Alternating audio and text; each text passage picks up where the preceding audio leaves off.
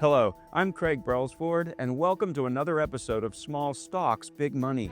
For those of you new to the show, RedChip is an investor relations, media, and research firm focused on emerging growth companies. Our unique platform combines global multimedia with traditional investor relations, reaching investors around the world. Now, today's show features interviews with the executives of two public companies. First up is Processa Pharmaceuticals. Processa is a clinical stage pharmaceutical company focused on developing the next generation cancer, or NGC, drugs with improved safety and efficacy. Processa's NGC drugs are modifications of existing FDA-approved oncology therapies, resulting in an alteration of the metabolism and/or distribution of these drugs while maintaining the existing mechanisms of killing the cancer cells. We'll learn more when we speak with the President of Research and Development and founder later in the show. Up next is 60 Degrees Pharmaceuticals. 60 Degrees Pharmaceuticals is a growth-oriented biotechnology company developing new therapies for vector-borne diseases. The company markets the FDA-approved anti-malarial Arakota, which is tafenoquine, and is advancing tafenoquine into new indications, among them babesiosis, a tick-borne infection with no approved treatments. We'll learn more when we speak with the CEO later in the show. Before we move forward, let's take a look at RedChat, a revolutionary chatbot for small-cap stock analysis. A new era of small-cap research has arrived with RedChip's RedChat, the fastest, most accurate AI assistant for small caps. The days of spending hours sifting through press releases, 10Ks, 10Qs, 8Ks, 13Fs, 13Gs, and other filings is over. Now, get answers in seconds on 4,000 small-cap stocks in one portal. Simple, fast, accurate, detailed answers. Meet small caps with RedChat. Now let's move on to our quote of the week. It comes from the book, Small Stocks, Big Money. The single most important way we attempt to manage risk in any environment is by seeking to buy stocks very cheaply. We never want to pay too much. This quote comes from Bill Hench of Royce Opportunity Funds, and it is featured in Chapter 3 of Small Stocks, Big Money, a book of exclusive interviews with some of the biggest players in the micro-cap space. Get a digital copy on Amazon today for just $18. Now, let's get started with our first interview today with Processa Pharmaceuticals. Hello, today we have David Young. He is the President for Research and Development and founder of Processa Pharmaceuticals, trading on the NASDAQ under the ticker PCSA. David, welcome to the show. Thank you. I'm glad to be here. Now, in a few sentences, what does this update mean, and why are you encouraged by the findings? Well, the use of every drug for every disease is based on the balance between positive therapeutic effect of the drug versus the side effects of a drug. In cancer, patients and oncologists are willing to have more side effects and more severe side effects in order to obtain the positive effect of killing the cancer. We're excited about the preliminary findings of our orally administered combination treatment of 6422 and capecitabine in our phase 2 breast cancer study. And the reason is because our combination actually forms approximately 10 times more cancer-killing drug metabolites than the present existing monotherapy capecitabine, while decreasing the main metabolite that only causes side effects. That's a very positive effect. In the phase 2 study that we've reported on, the side effects from the cancer-killing drug metabolites are about the same as what has occurred with monotherapy capecitabine. The severity really has not changed much. What does this mean for cancer patients? Our combination treatment may be able to improve the patient response by killing more cancer cells, allowing us to treat more breast cancer patients who may presently not have another treatment option.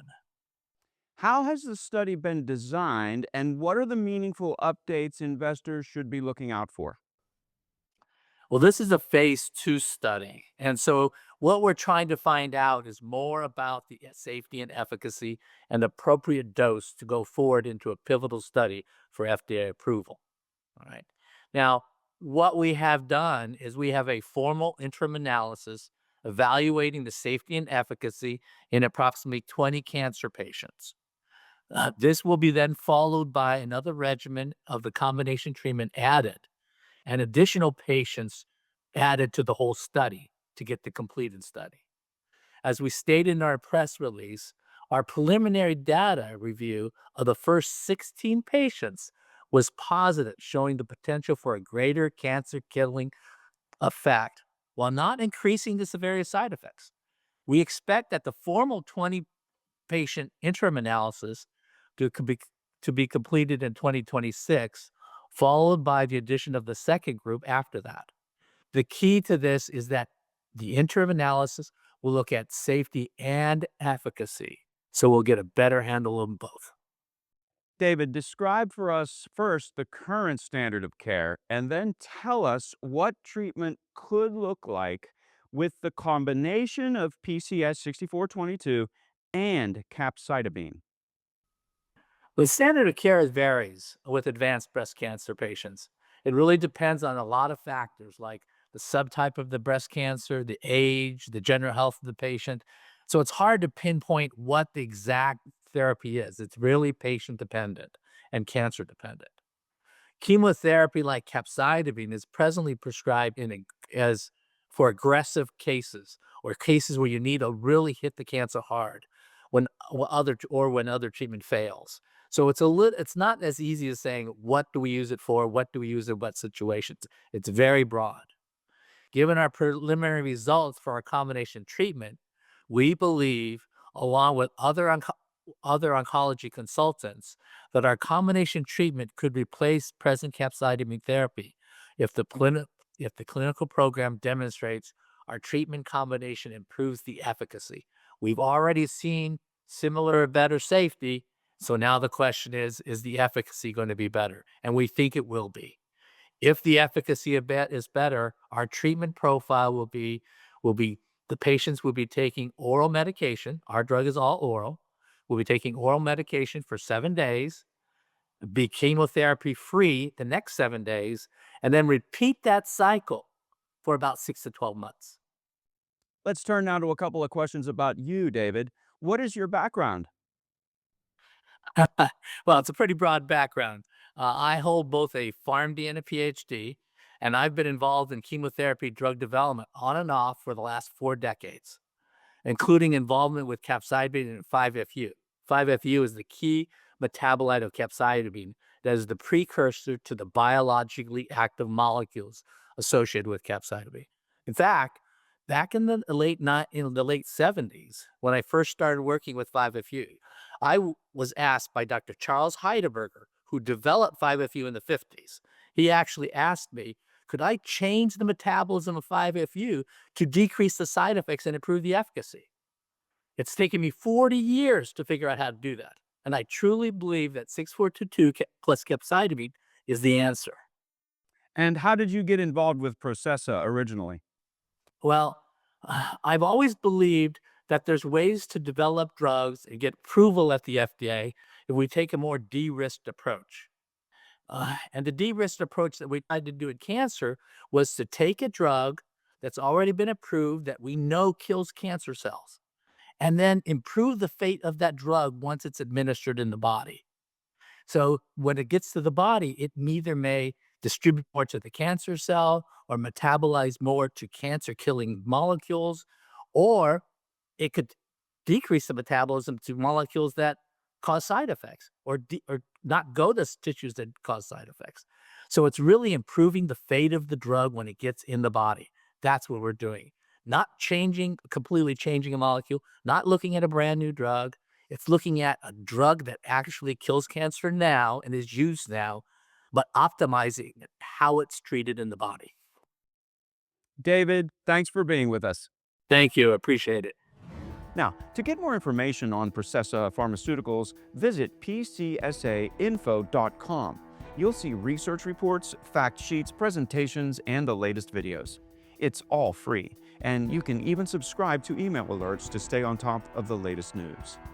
You can also call 1-800-RedChip to speak to a specialist if you have any questions.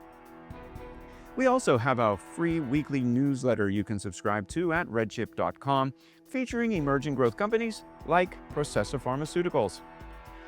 Watch this show again and explore hundreds of small cap stock videos on RedChip's YouTube channel. Also, go to our website and sign up on our events page for the webinar series.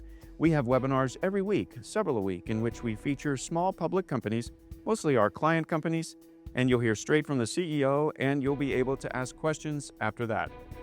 Again, visit redchip.com and subscribe today. In addition to our newsletter, you can also order your copy of Small Stocks, Big Money, a book written by RedChip's CEO, featuring interviews with some of the biggest players in the micro-cap space. Order your copy on Amazon today for just $18. Before we move forward, let's take a look at RedChat, a revolutionary AI chatbot for small-cap stock analysis.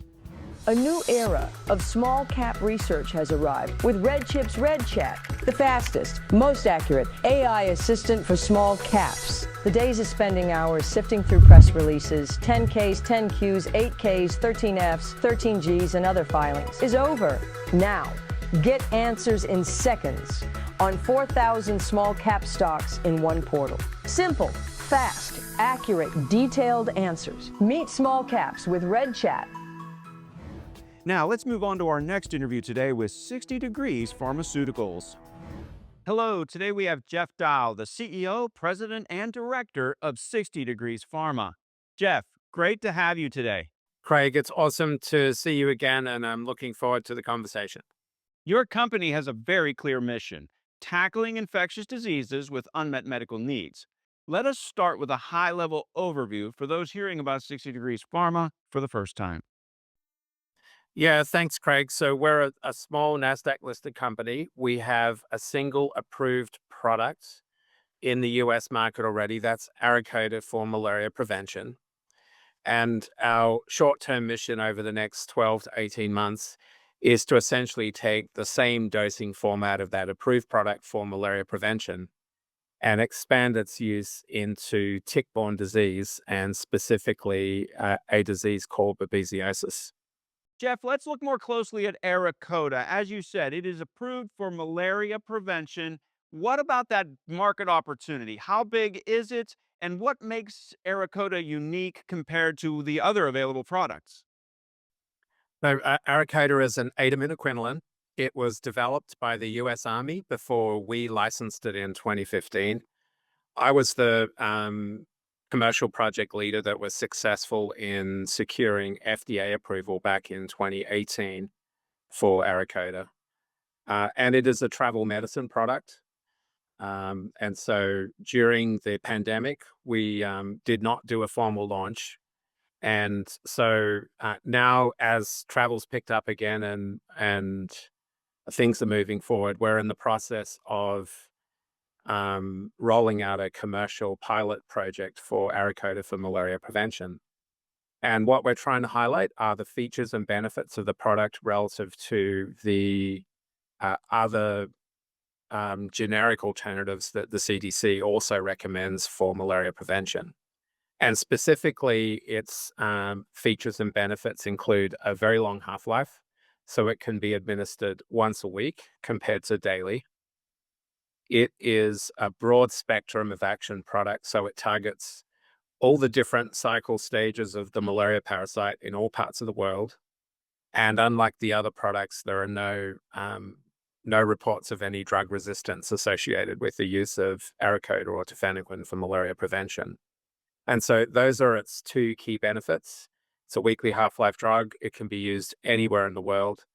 And that makes the product easier to use for both patients and easier to prescribe for physicians, because they don't have to spend hours reading through the full CDC guidance on all this complicated parasitology stuff. Thank you for that, Jeff. I want to turn now to Arikayda's expanded indication for babesiosis. Now, many of our viewers might not have heard of babesiosis. Tell us about babesiosis. What is it? Why are there still no FDA-approved treatments? And why do you see this as such a significant opportunity? Yeah, so babesiosis is a parasite like malaria, but the main difference is it's transmitted by a tick bite, not a mosquito bite. And the same ticks that transmit Lyme disease transmit babesiosis. So everywhere you see Lyme disease in the US, there's also the potential of contracting babesiosis, often as a co-infection. We think there's a under-recognized market in the chronic form of babesiosis. So where you have a persistent infection in someone with a dysregulated immune system, like a patient with long COVID or a patient with chronic Lyme disease. And the hypothesis in the practitioner community is that the presence of a persistent babesiosis infection prolongs your recovery time from those otherwise complex illnesses. And we think that the reason why there's no FDA-approved treatments for babesiosis is because for a long time, if you look at the CDC website, they only say there's 2,000 cases a year, relative to what's now believed to be, say, 500,000 cases a year of Lyme disease based on insurance claims. So I suspect that we are, in terms of the public appreciation awareness of babesiosis, like where we were with Lyme disease 30 years ago.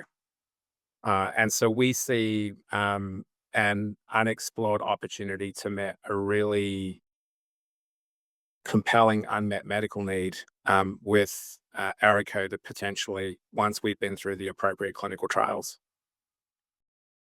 In your recent update, the first relapsing babesiosis patient tested negative on both Mayo Clinic RT-PCR and an FDA-approved RNA amplification assay after the tafenoquine-based regimen. Now, Jeff, what is the clinical significance of no detection here, and how does this compare with relapse patterns seen on conventional therapies? So in the patient that in the first patient that completed our open label study in relapsing babesiosis, these are immunosuppressed patients. They've all failed prior treatment. In our study, they're on tafenoquine weekly plus standard of care. And the first patient who completed the full course is now cured of babesiosis. Current standard of care is you monitor them using a relatively insensitive RT-PCR assay. And clinicians assume when you get to a negative PCR that the patient is actually cured. But there's never been a definitive evidence produced of conventional therapy curing a babesiosis infection. And that's what we think we've done with this first patient, is the combination of tafenoquine plus other drugs cured a patient that previously failed all prior therapy. And we're hopeful that this is a signal of things to come in our future clinical trials on what tafenoquine can do. You have now submitted a breakthrough therapy designation request for tafenoquine in babesiosis and plan a Type B FDA meeting in early 2026 to align on an sNDA path. Now, what is the evidentiary basis for the BTD request, Jeff? And how could BTD and that meeting shape your development and review timelines? So breakthrough therapy designations are usually granted in the context of severe disease and an important new therapeutic intervention in a disease with that unmet medical need. In our case, this cure of the first patient really lines up with what the non-clinical literature has shown us and what the published Yale case series from 2024, where 4 out of 5 patients were cured with tafenoquine plus standard of care. And at some level, 80%, 90% is a very higher cure rate in a population of folks who have no other alternatives. So the question is, how many more cured patients do you need before reasonable people consider that you've proven or confirmed what the Yale team previously showed? And so that's what we want to talk to the agency about. We feel like in this first patient that's been through our trial, we've seen the outcome we expected. And now the question to the agency is, how many more patients should we be repeating this promising finding in before it's time to change the labeling and move forward with a new indication?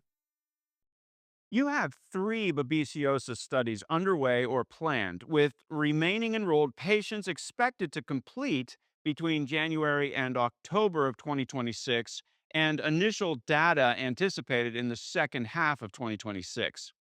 Now, what are the key goals and endpoints across these trials, and how do you envision the data package supporting an NDA and your profitability goals? So, of course, the first patient that in our expanded access study that I mentioned, tafenoquine seems to have eradicated infection in that patient. We're hopeful that the 3 clinical trials we do will demonstrate parasite eradication in 3 different patient populations, as well as the ability to provide clinical benefit in those 3 populations, all of whom have severe or disabling manifestations of the disease. We think that'll be really compelling to FDA and the community. In terms of the market potential, the chronic babesiosis study will show us that we can prove Babesia infection is present in patients with chronic disease, and it will prove that commercially available diagnostics can reliably pick up those same infections at a reasonable enough rate to convince stakeholders that there really is a market there to go after. Finally, Jeff, what is the essential value proposition? Why should investors take an interest in 60 Degrees Pharma today? So I often answer this question by saying that, we think we're the smallest NASDAQ listed company with an FDA approved product. And that highlights the opportunity and the risk. The opportunity being this is not our first rodeo. We've been to FDA before, where we have a clinical trial program that is expanding the indication for an already approved product. So it's relatively low risk and low cost. And the small market cap means that there's potentially a value opportunity there if we hit our clinical trial benchmarks and are successful in our interaction with the agency. It's a great story, Jeff. Thanks for being here. Craig, thanks a lot. It's always good to see you guys, and look forward to seeing you next time. Now, to get more information on 60 Degrees Pharmaceuticals, visit SXTPinfo.com.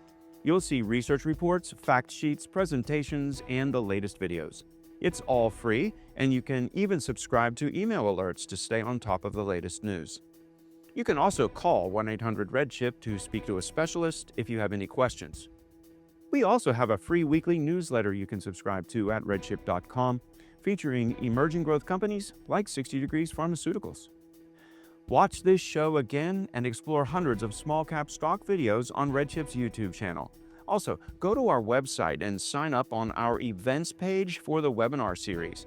We have webinars every week, several a week, in which we feature small public companies, mostly our client companies, and you'll hear straight from the CEO, and you'll be able to ask questions after that.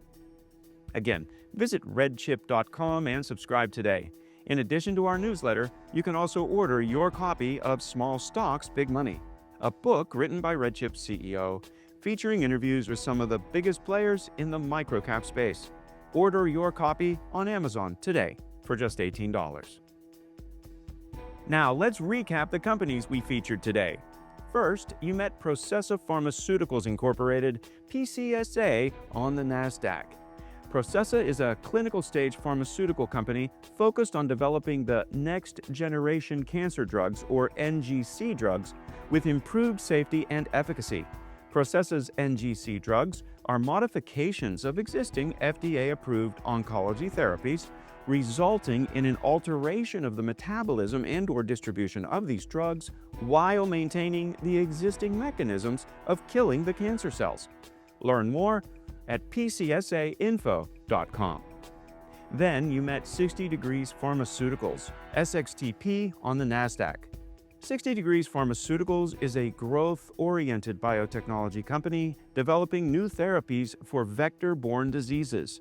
The company markets the FDA-approved anti-malarial Aracoda, or tafenoquine, and is advancing tafenoquine into new indications, among them babesiosis, a tick-borne infection with no approved treatments. Learn more at sxtpinfo.com. Don't forget to check out our stocks page. It is the biggest small-cap stock portal in the industry. It has every company listed on the NASDAQ or New York Stock Exchange with market caps of $2 billion and less, and it's categorized by industry. Watch this show again and explore hundreds of small-cap stock videos on RedChip's YouTube channel, and be sure to sign up for our weekly newsletter and learn about a lot of small-cap companies. Also, go to our website and sign up on our events page for the webinar series. We have webinars every week, several a week, in which we feature small public companies, mostly our client companies, and you'll hear straight from the CEO, and you'll be able to ask questions after that. Again, if you have any questions about any of our public companies featured on today's show, call us at 1-800-REDCHIP or email us at info@redchip.com.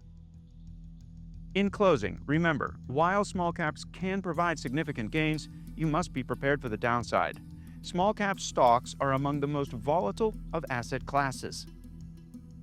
Some of the companies featured on this show are RedChip client companies, and we may own stock in these companies. So please, always read our disclosures at redchip.com. Thanks for being with us today. We'll see you next week with some new, exciting, emerging growth companies.